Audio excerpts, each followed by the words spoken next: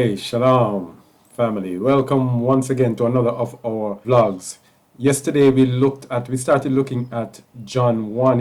In the beginning was the Word, and we looked at what the Word was, how it was manifested in the Messiah, and all of that. And now today we are looking at the second part of that, where we will look at what does it mean by all things were made by Him. Yes, all things were made by Him. What does this mean? And we're also going to look at Hebrews 1:1, what it means by whom He made the world. Also Ephesians. So wherever there is an implication that the Messiah made the world, we're going to look at it and we're going to explain it and match it up back with John 1:1 to really explain exactly what John 1 is saying and what almost all the entire world is missing when they are equating the Son with the Father and saying that the Son created the world, or the Father used the Son to create the world. All right, because we know that there is a conflict, because there are places in the Bible that tells us, for example, in Revelation 4:2 and 10 to 11. Verse 2 lays the context. And immediately I was in the Spirit, and behold, a throne was set in heaven, and one sat on the throne. So one sat on the throne, and we're going to see who that one was, the one who created all things. And because one sat on the throne, we know that is referring to Yahuwah Sabaoth.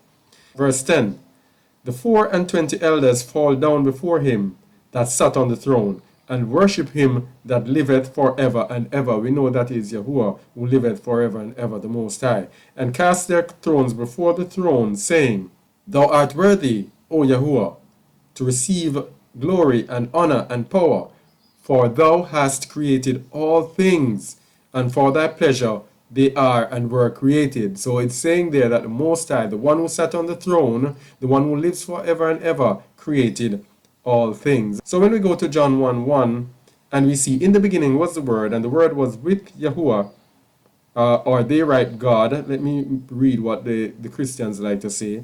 In the beginning was the Word, and the Word was with God, and the Word was God. The same was in the beginning with God. All things were made by him, and without him was not anything made that was made. Now we know that the first two verses are speaking about the Word, speaking about Yahuwah. And then the next verse that says all things were made by him was speaking about the Messiah. So from verse 3 downwards are speaking about the Messiah. And it says all things were made by him. So is this saying that the Messiah made everything? And this is what we're going to look at today. But we are going to lay a foundation, the context of it. And the context starts with Proverbs 25:2. It is the glory or the esteem of Yahuwah to conceal a thing, but the honor of kings is to search out a matter. The Most High sets things for us to search it out. The Bible is not written ABC. It appears to be ABC, so those who only know ABC are going to be misled. It is made for us to search out all things. All right? Because we know that the Bible, it says plainly in the Bible that if we refuse to believe a truth and we choose to believe a lie, that he will let the lie look like the truth. He will give us a strong delusion. And you can check out 2 Thessalonians 2 verses about 7 to 12. And it tells you about the mystery of iniquity, and that if we refuse to believe the truth and choose to believe a lie, we will be deceived and will be given a strong delusion. So that is why we have to search out the matter. And this is the case with John 1:1. Those who search out the matter will be given an understanding. So we have to search out the matter. We have to dig deep for truth. And this digging deep for truth, we have to use the method that the Most High had given us. In Isaiah 28 verses 9 to 13, there is only one recipe that he gave us to find truth. And that is, verse 9 says, whom shall he teach knowledge, and whom shall he make to understand doctrine? So who is going to unravel John 1 now? Who is going to understand it? Them that are weaned from the milk and drawn from the breast. So the babies cannot understand it. For precept must be upon precept, precept upon precept, line upon line upon line, here a little and there a little. All right, that is how you unravel it. And he's going to tell you why in the next verse. For with stammering lips and another tongue will he speak to this people. In other words, the other tongue is English. The Bible was originally written in Hebrew. They translated into Greek and got rid of the Hebrew, but still translated again into English. So that is why a strange language is another language. All right, and stammering lips means that the word will not be clear. All right, so this is what is happening in John 1:1. The word is not clear, and we're going to show you that it is the English language that has deceived us. We must use precept upon precept, because if we use precept upon precept, we would have known that it was declared that the Most High created all things. And then we would realize that there's a conflict, and then we will try to unravel the conflict. But no, we go according to the desires of our heart and just hold it. We hold it. The man created all things, and the Most High used him to create, so he's equal to the Father. Let's see what it says. Because it says in the next verse, it says, to whom he said, this is the rest wherewith he may cause the weary to rest. And this is the refreshing, yet they would not hear. So this is why he speaks to us like this, because when he was speaking to us, we would not hear. So because he would not hear, he said, okay, I'm going to speak to you in parables, in codes that you cannot understand, and now you'll have to dig for the understanding, because when I was speaking to you clearly, you didn't want to hear. So this is the case with John 1:1. Right? And then he says, but the word of Yahuwah was unto them precept upon precept, precept upon precept, line upon line, here a little and there a little, that they might go and fall backward and be broken and snared and taken. So if you do not want to use precept upon precept, you are going to go and fall backward and be broken and snared and taken. That is what has happened to Christendom with this John 1:1, and we're going to show you clearly. We're going to back it up and show it to you. So we are going to go to our screen and show what John 1:3 is all about, what it means by all things are made by him. All right, we're going to go to the screen and illustrate it clearly so you see it clearly. All right, so let's go.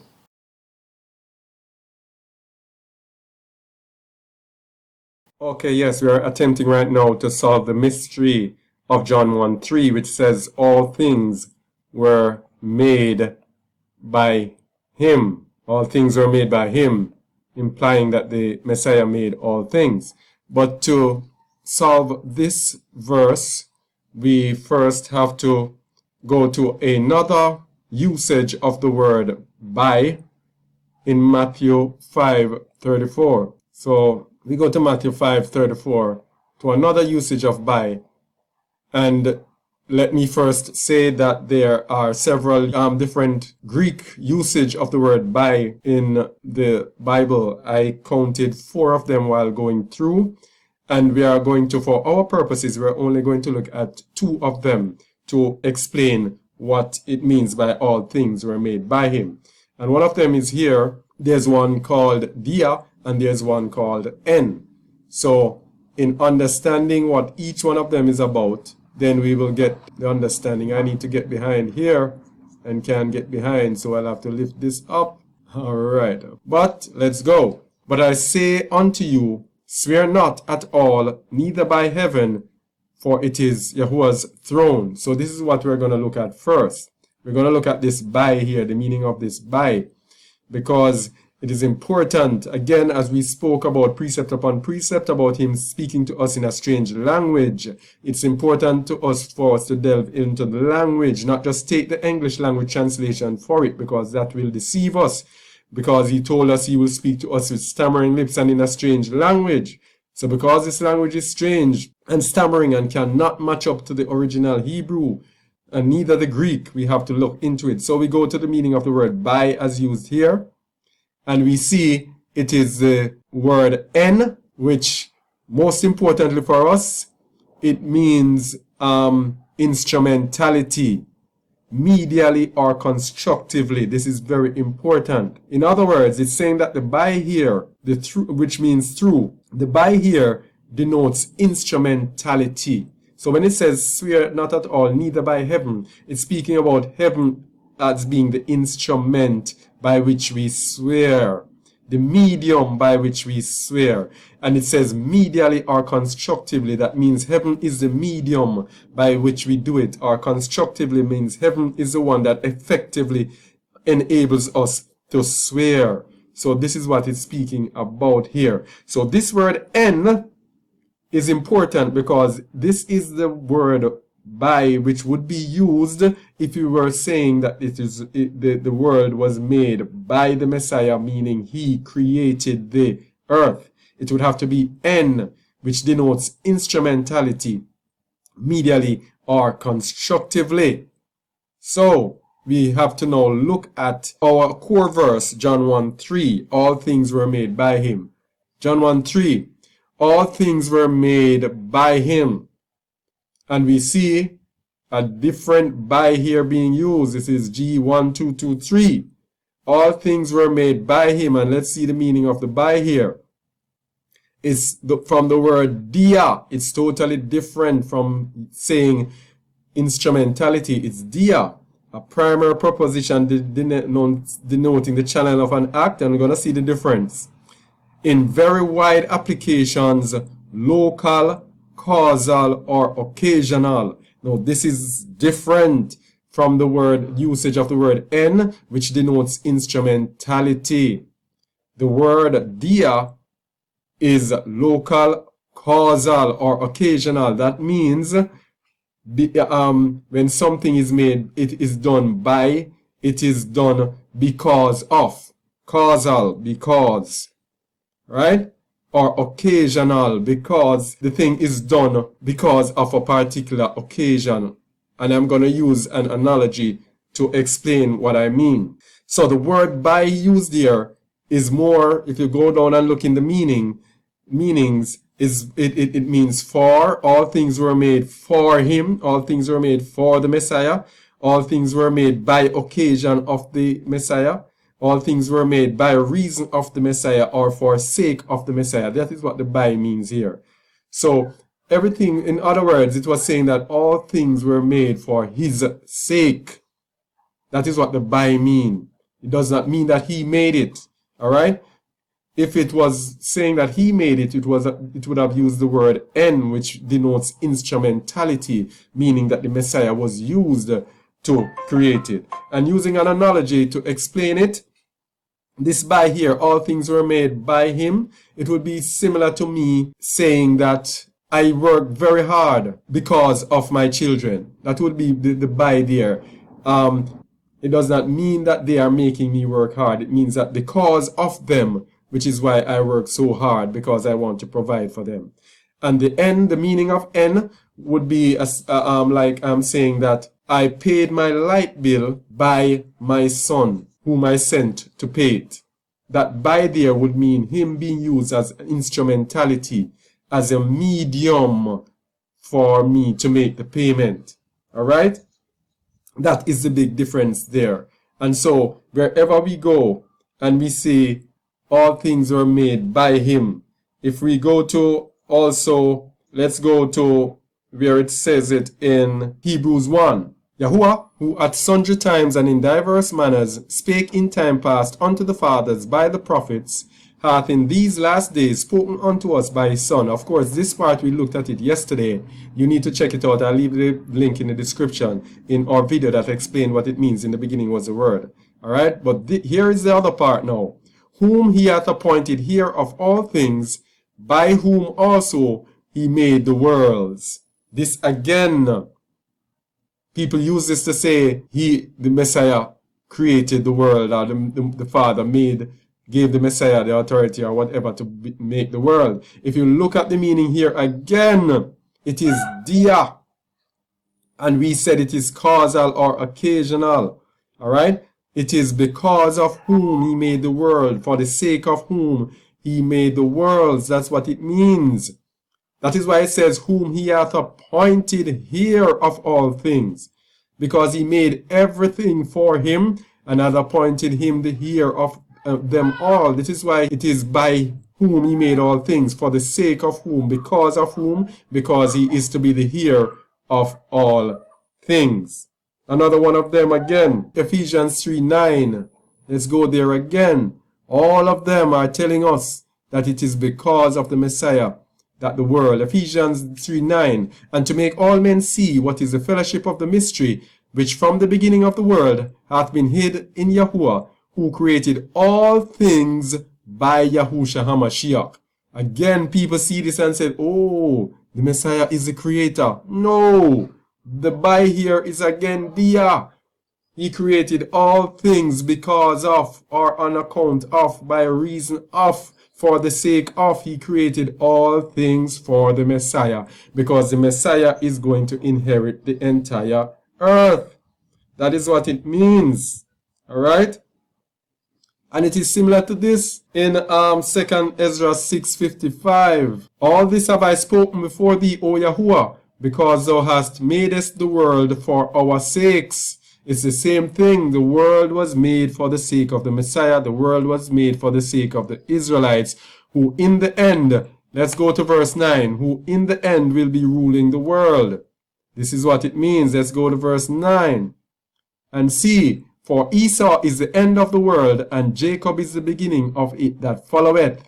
All right, it was made for the sake of Jacob, and the leader of Jacob will be the Lion of the tribe of Judah, the Messiah. All things were made by him. All things were made for him, and all things were made for the sake of him. All right, so Psalms 2 verse 7 to 8 actually tells us. Let us give a couple verses that kind of underline what we are saying, that the world was made because of, on account of, for the Messiah. Psalms 2 verse 7. Yet have I set my king upon my holy hill of Zion. This is the Messiah. I will declare the decree. Yahuwah hath said unto me, Thou art my son, this day have I begotten thee. Ask of me, and I shall give thee the heathen for thine inheritance. He is the heir of all things.